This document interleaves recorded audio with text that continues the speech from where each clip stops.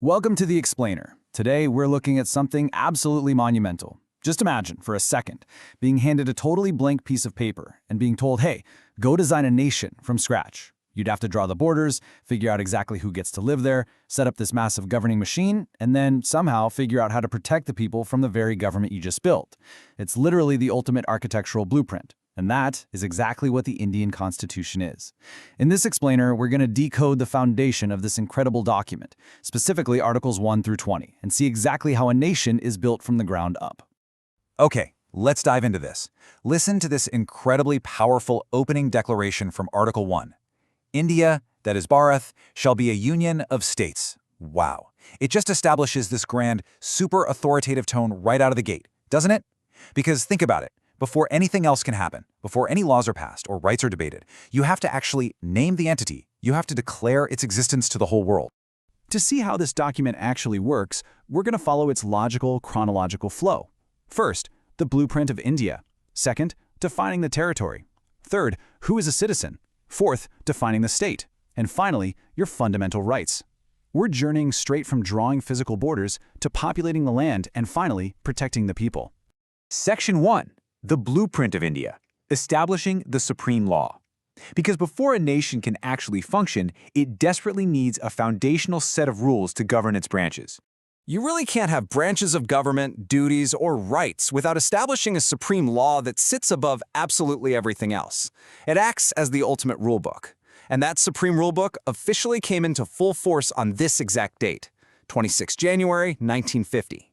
On this day, the entire framework for governance, fundamental rights, and the powers of different government branches was firmly cemented into place. This right here is the starting line for everything we're about to discuss. Section 2. Defining the territory. Articles 1 to 4. This is the very first structural step of our nation-building arc, actually defining the physical borders and the union itself. Because you really can't govern a country if you don't even know where it begins and where it ends, right?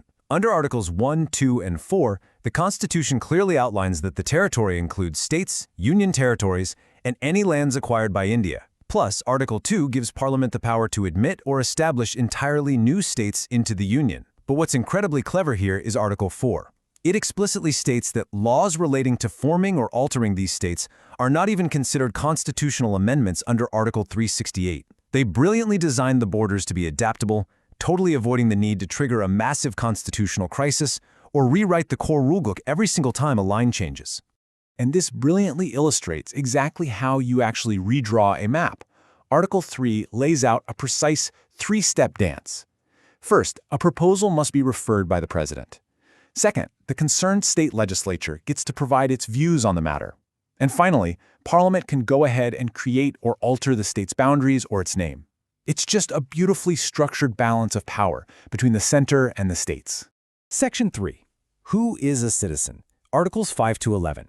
Because now that we actually have the physical land defined, we have to define the people who belong to it. Keep in mind, this Constitution was drafted during the massive upheaval of the 1947 partition, so it couldn't just have one simple citizenship rule right at the start. It neatly categorized different groups. Article 5 handled everyday citizenship at commencement. Articles 6 and 7 specifically addressed the massive waves of migrants crossing the newly drawn borders with Pakistan, both incoming and outgoing, and Article 8 ensured that persons of Indian origin living abroad definitely weren't left out. They thought of every major demographic shift happening in that intensely complex historical moment. To wrap up citizenship, Article 9 makes it super clear that acquiring foreign citizenship affects your Indian citizenship rights. While Article 10 ensures the continuance of citizenship rights for those who already have them, Article 11 is really the master key here. It grants Parliament the ultimate authority to regulate citizenship by law moving forward. The drafters had the incredible foresight to know they simply couldn't predict the future, so they secured the baseline in 1950 and left the ongoing power firmly in the hands of the legislature. Let's move to and see how this builds into Section 4, defining the state, Articles 12 and 13. We are shifting from macro-level state building toward the establishment of individual protections. Before the Constitution can actually protect you from the state, it obviously has to precisely define who and what that powerful entity actually is. Article 12 casts a massive net. It defines the state to include the central government, parliament, state legislatures, and local authorities for the purpose of fundamental rights.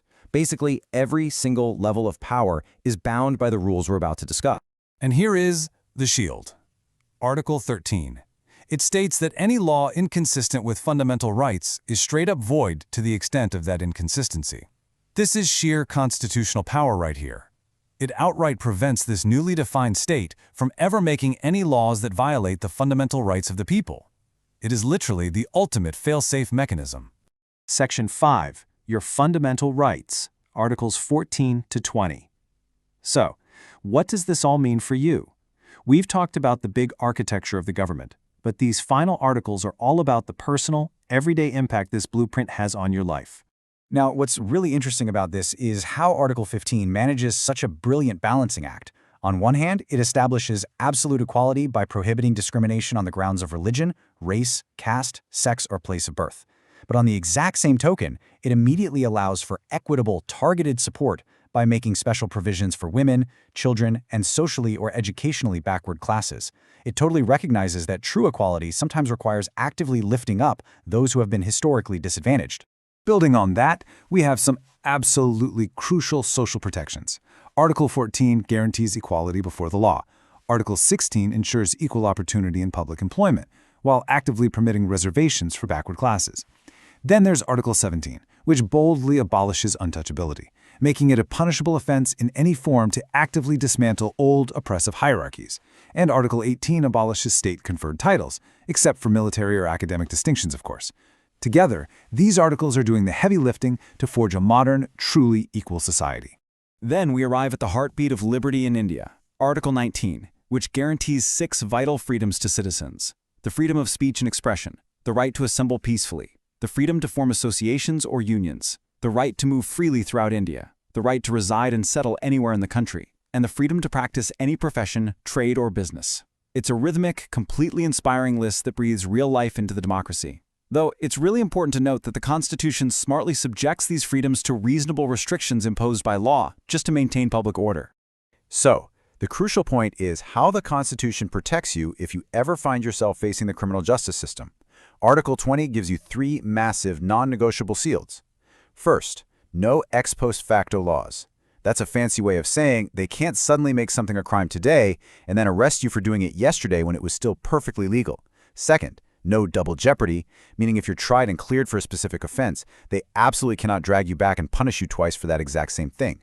And third, no self-incrimination. The state cannot force you to testify against yourself in court.